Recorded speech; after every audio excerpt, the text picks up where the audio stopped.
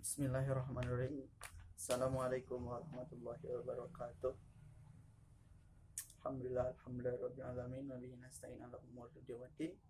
Shalatu wassalamu ala asyrofil anbiya'i wal mursalin wa ala alihi washabihi ajmain, amma ba'd. Langsung saja saya ingin menjawab pertanyaan soal UTS mata kuliah ulum hadis yang diampu oleh Bapak Al-Fauzi MA. Pertama adalah pertanyaannya, jelaskan yang dimaksud hadis, sanad dan matan hadis. Kita tahu bahwa hadis itu adalah ma udifa ila nabi min fi'lin au qaulin au taqririn.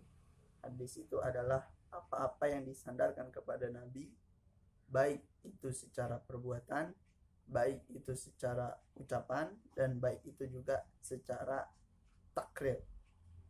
Secara perbuatan adalah kalau misalkan kita melihat atau sahabat di dalam sebuah hadis meriwayatkan sebuah hadis, dia melihat Nabi melakukan sebuah perbuatan yang Nabi kerjakan, maka itu menjadi dasar hukum bahwa perbuatan itu sudah dicontohkan oleh Nabi.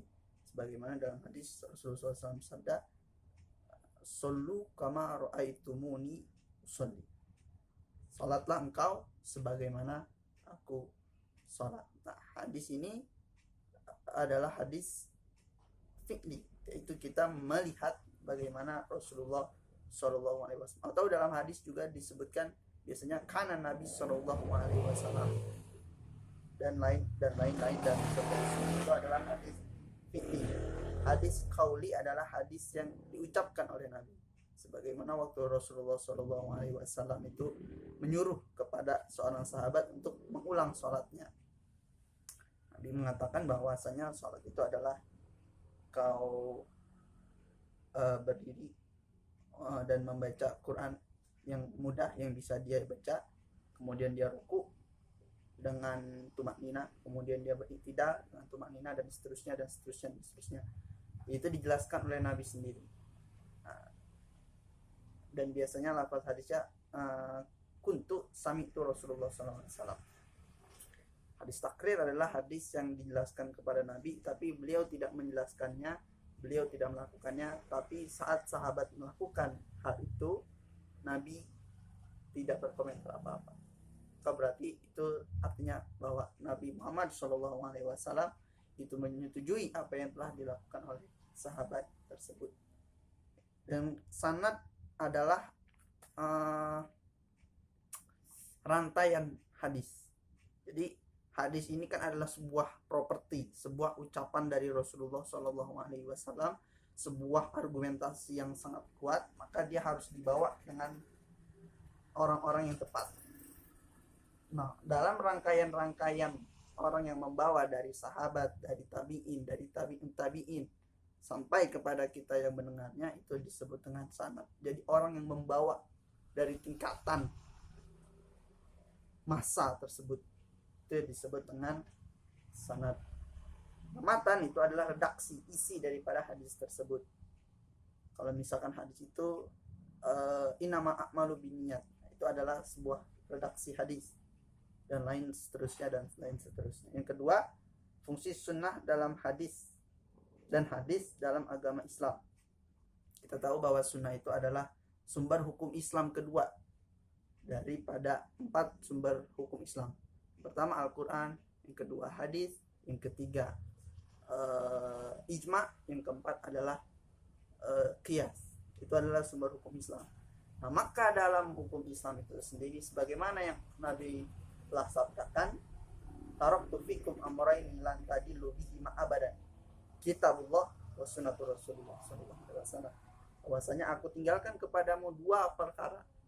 Kalau kalian berpegang teguh kepada 2 perkara ini, kalian tidak akan tersesat selama-lamanya.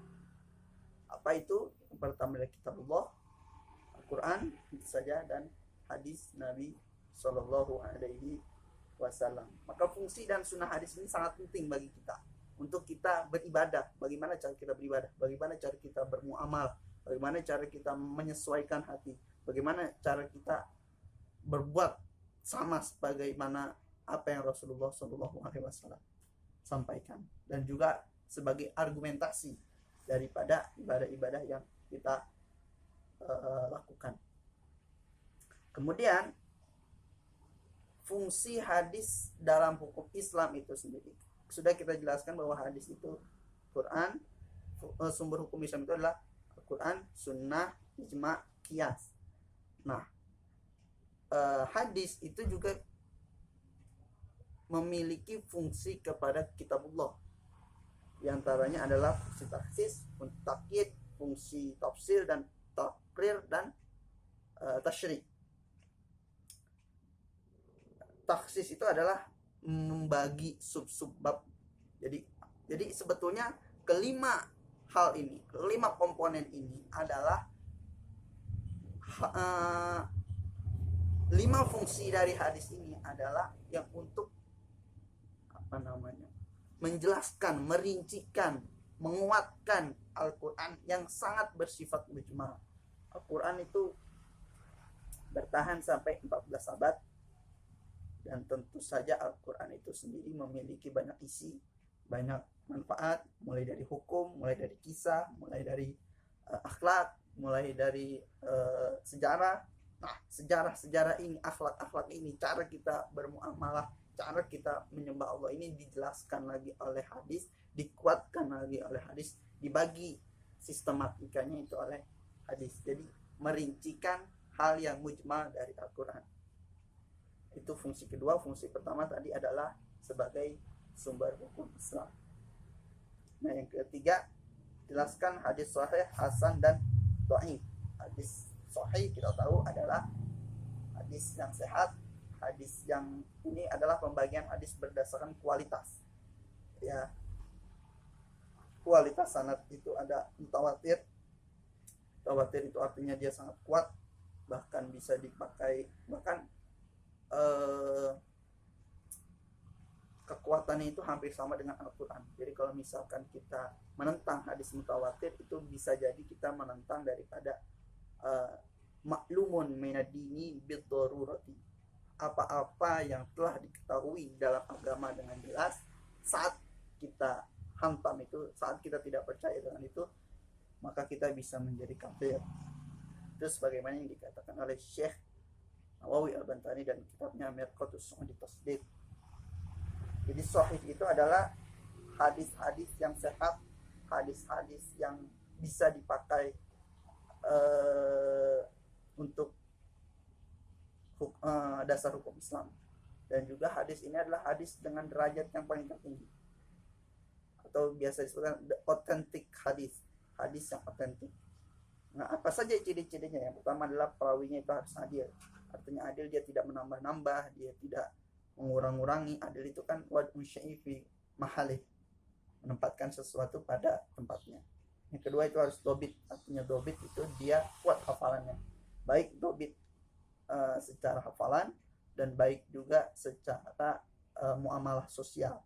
Jadi perbuatan-perbuatan dia, keseharian dia pun baik. Kemudian adalah sanadnya bersambung, mulai dari sahabat, dari Nabi SAW, sahabat, tabi'in, kemudian seterusnya, dan ulama akhirin itu tersambung. Karena nanti ada hadis yang terputus di sahabat, namanya hadis munqati, yaitu hadis yang diriwayatkan oleh tabi'in tapi melewati space daripada hadis daripada sahabat. Jadi tabi'in langsung pada Nabi, dan itu tidak mungkin. Kemudian sahih juga bisa menjadi sahih li dzatih dan sahih li ghairi. Artinya sahih li ghairi itu adalah dia hadis hasan yang dikuatkan oleh hadis yang lain sehingga derajat hadisnya bertambah. Dan sahih li dzatih itu adalah sahih yang memenuhi kriteria yang sudah disebutkan tadi. Hadis hasan adalah hadis yang sanadnya bergantung, perawinya adil, memiliki sifat dhabit tapi lebih rendah daripada hadis sahih. Jadi kalau misalkan hadis sahih itu dhabitnya, hafalannya kuat, muamalahnya baik, ibadahnya juga baik, dan lain sebagainya dan sebagainya. Tapi kalau misalkan hadis hasan itu lebih rendah, atau mungkin dia dari segi muamalah atau dari segi ibadah atau itu lebih kurang daripada hadis sahih. Maka kalau misalkan hal yang menyangkut daripada personalia daripada ulama hadis itu disebut dengan ilmu jarah wa ta'dil. Kemudian hadis dhaif adalah hadis yang lemah. Kita tahu sendiri bahwa hadis yang lemah dalam hal sanadnya, baik dalam hal sanadnya maupun dalam hal matannya, bisa jadi karena perawinya yang bohong, bisa juga karena perawinya itu melanggar hukum Allah, bisa juga karena perawinya itu bodoh, melakukan hal-hal bid'ah, dan juga ternyata perawi ini tidak dikenal. Dan kalau misalkan secara matannya itu secara matan, jadi matannya itu adalah matan yang bohong, matannya itu melanggar hukum Allah, dan bisa jadi matannya itu justru melanggar hal atau melanggar redaksi yang hadisnya ada di atas dia. Nah, maka hadis tersebut disebut sebagai hadis dhaif. Yang keempat, pembagian hadis berdasarkan kuantitas. Kuantitas itu quantity, artinya jumlah perawi. Nah, jumlah perawi di sini dibagi menjadi hadis mutawatir dan hadis ahad. Hadis mutawatir itu adalah hadis yang diriwayatkan oleh kebanyakan ulama yang terpercaya. Sudah mutawatir itu hadis yang diriwayatkan oleh banyak ulama, dan ulamanya itu adalah ulama yang adil, ulama yang dobit, ulama yang terpercaya, yang amin. Nah, mutawatir sendiri memiliki batas minimal. Kebanyakan ulama bilang, ada yang bilang 40, ada yang bilang 20, dan yang paling sedikit bilang 4 orang. Kemudian hadis ahad itu terbagi menjadi 3, hadis gharib, hadis aziz, dan hadis masyhur. Hadis gharib, hadis aziz, hadis masyhur itu dibedakan karena jumlah perawinya, baik dalam tingkatan sahabat, dalam tingkatan tabi'in, dalam tingkatan tabi'in. Kalau hadis gharib, salah satu dari ketiganya itu cuma satu perawi, maka hadis ini hadis ahad yang gharib. Kalau salah satu dari sahabat, tabi'in itu perawinya cuma 2, maka dia masuk dalam ahad yang aziz. Kalau misalkan dari hadis dari kelompok tabi'in, terus sahabat, tabi'in, dan tabi'in itu cuma 3, salah satunya, maka termasuk daripada hadis masyhur. Nah, yang terakhir, bolehkah mengamalkan sebagai hadis dhaif? Ulama muhakkik atau ulama ahli hakikat mengatakan bahwasanya tidak boleh menggunakan hadis dhaif dalam segala perbuatan apapun, baik itu perbuatannya akidah, fikih, muamalah, fadhail amal, apapun semuanya targhib wa tarhib tidak boleh menurut ulama muhakkik. Tapi menurut jumhur ulama Syafi'i, Hanafi, Imam Maliki itu membolehkan, bukan pada hal akidah, bukan pada hal fikih, tapi pada hal fadhail amal dan targhib wa tarhib. Fadhail amal itu adalah fadilah amal, perbuatan-perbuatan yang hadis-hadis yang menjelaskan keutamaan sebuah perbuatan. Nah, itu boleh. Targhib wa tarhib itu adalah, targhib itu penyemangat, siapa orang yang melakukan membaca surah Yasin, siapa orang yang membaca Al-Quran, siapa orang yang melakukan hal ini akan mendapatkan azabnya seperti ini, dan itu hadis dalam hadis gaib itu masih boleh dilakukan menurut jumhur ulama. Akan tetapi ada 3 syarat penting, yaitu adalah 1, dhaifnya itu tidak seberapa, tidak terlalu kuat, ditunjukkan dengan hadis lain, ada hadis lain yang menguatkan hadisnya ini, dan yang terakhir adalah tidak diyakini sebagai nas yang otentik. Bagaimanapun hadis ahad itu adalah hadis yang, atau hadis dhaif itu adalah hadis yang tidak diyakini secara benar bahwa itu hadis nabi, dia hanya dhanni saja. Makanya dalam ilmu nasikh mansukh, hadis tidak bisa menasikh ayat Al-Quran. Tapi hadis mutawatir itu bisa. Kenapa? Karena di dalam Al-Quran Allah berfirman, wa may yantiqu anil hawa in huwa illa wahyun yuha. Nabi Muhammad tidak berbuat, tidak mengatakan dari hawa nafsunya, tapi itu adalah wahyu yang disampaikan. Kurang lebihnya mohon maaf. Assalamualaikum warahmatullahi wabarakatuh.